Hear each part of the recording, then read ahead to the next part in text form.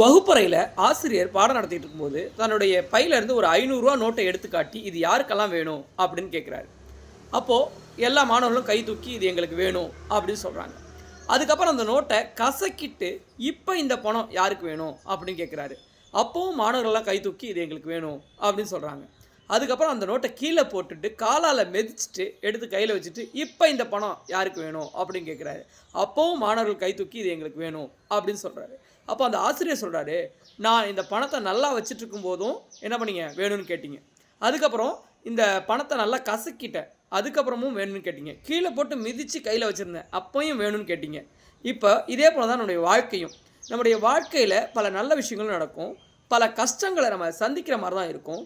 அதே போல் நம்முடைய வாழ்க்கையில் பல சரிவுகள் வந்துட்டு தான் போகும்.